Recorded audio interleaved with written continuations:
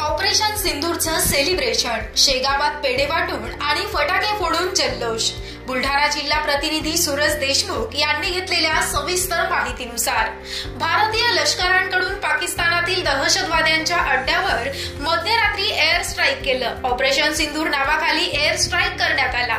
हा बातम्या समाज माध्यमांवर झळकल्यानंतर सकाळपासूनच बुलढाणा जिल्ह्यातील विविध शहरांमध्ये मोठ्या प्रमाणात नागरिकांमध्ये आनंदाचं वातावरण निर्माण झालं असून ठिकठिकाणी फटाके फोडून आपला आनंद उत्सव साजराही करण्यात येत आहे। यामध्ये सायंकाळी शेगावात आधार आघात संघटनेच्या वतीनं मंदिर परिसरात आनंदोत्सव साजरा करण्यात आला। यावेळी फटाक्यांची आतषबाजी करत भारतीय सैन्य दल आणि पंतप्रधान मोदींचा जय जयकार करत एकमेकांना पेढे भरवून आनंद उत्सव साजरा करण्यात आला। सरकारनं पाकिस्तानला अशी अद्दल घडवावी की भारतावर वाकडी नजर करताना पुढचे 10 जन्म पाकिस्तानला विचार करावा लागेल। आम्ही सर्व पंतप्रधान नरेंद्र मोदी यांच्या पाठीशी असल्याची भावना यावेळी व्यक्त करण्यात आली।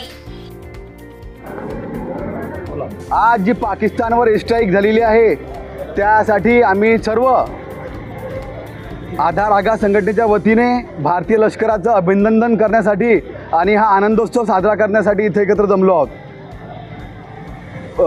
पहलगाममध्ये जे 12 एप्रिलला नराधम हत्याकांड केलं होतं आतंकवादी लोकांनी, त्याच्या विरोधात भारतीय आर्मीने आज जे चोख प्रत्युत्तर दिलेलं आहे त्यासाठी सर्वत्र भारतामध्ये जणू आज दिवाळी आहे, आनंदोत्सव आहे।